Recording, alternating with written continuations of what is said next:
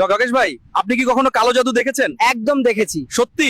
কোথায় দেখেছেন এমন কালো জাদু? দেখেন, দরজার ভিতরে ঢোকে একরকম মানুষ, বিউটি পার্লারে। ভাই, তেল কত করে নিলেন? ভাই লাইনে 5 ঘন্টা ধরে দাঁড়িয়ে আছি, এখনো তেল পাইনি, কিন্তু অনেক লোক এসে তাদের কার্ড দেখাচ্ছে আর তেল দিয়ে দিচ্ছে। কিসের কার্ড দিয়ে তেল নিচ্ছে? ভাই তা তো বলতে পারি না, কিন্তু তারা আসে, কার্ড দেখায় আর কার পরিচয় দেয়, পরিচয় দেওয়ার পরেই তেল দিয়ে দিতেছে। নেতাজি, আপনি যে ভাষণে আম জনতা আম আদমি বলেন, সবসময় শুরুতে আম কেন লাগান? আম এই কারণেই লাগাই যাতে আম জনতা নিজের দরকারে চুইসা খাইতে পারি। আর দরকার শেষে আমের বিচির মতো ছুঁড়া মারতে পারি। তাহলে মানুষরে এমনি চুটকি মাইরা খাইতেছেন?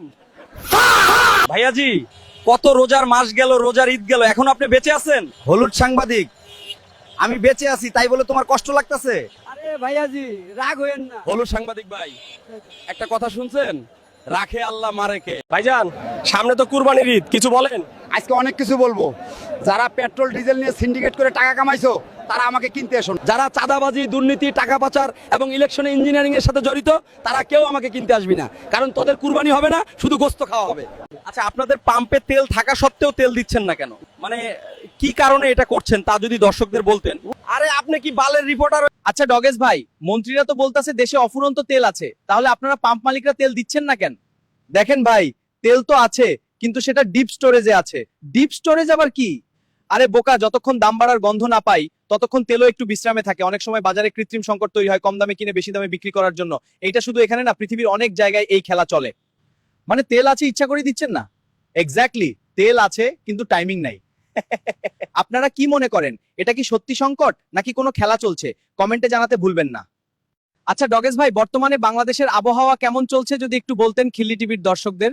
বাংলাদেশের আবহাওয়া নিয়ে কি বলবো ভাই, সকাল হলে মনে হয় মাঘ মাসের শীত পড়ছে আর দুপুর হলে মনে হয় চৈত্র মাসের গরম পড়ছে। এমন আবহাওয়া আমার বাপের জন্য এই প্রথম দেখলাম। এ শালা বানর, হারামখোর শালা চুদির ভাই, তোর হাঁসটাকে তাড়াতাড়ি আমাকে দে, আমি 3 দিন ধরে কিছু খাই না। বলদ বানর, বসে তাদা খাঙ্গোস, আমি তোর আজকে ট্রাই করে খেয়ে নিলাম। এ শালা কুমির, হারামখোর, তোর সেটা ভাঙবরে শালা, তুই আমার রাজাস খেয়েছিস। আসসালামু আলাইকুম। তাহলে তো ভাই মেয়ারের উপরে কোনো ওষুধ নাই, এখন তুই আমার হাতে মার খা। ডগেশ ভাই, আমাকে 2 লিটার তেল দেন। চাচা, পাম্পে তেল নাই, বাড়ি যান। আচ্ছা, পাম্পে তেল থাক সত্ত্বেও তেল দিলেন না কেন? আরে সাংবাদিক ভাই, চুপ থাকেন, মাল পানি কিছু দিমুনি। আমি চুপ থাকলে তো আপনাদের সিন্ডিকেট ভাঙবো, কিভাবে মানুষ আমাদের প্রতি বিশ্বাস হারাবে? আরে বোকা, আর কিছু বাড়িয়ে দিমুনি। আচ্ছা দেন তাইলে।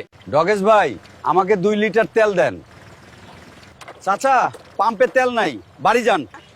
আচ্ছা, পাম্পে তেল থাক সত্ত্বেও তেল দিলেন না কেন? আরে সাংবাদিক ভাই, চুপ থাকেন, মাল পানি কিছু দিমুনি। আমি চুপ থাকলে তো আপনাদের সিন্ডিকেট ভাঙবো, কিভাবে মানুষ আমাদের প্রতি বিশ্বাস হারাবে? আরে বোকা, আর কিছু বাড়িয়ে দিমুনি। আচ্ছা দেন তাইলে।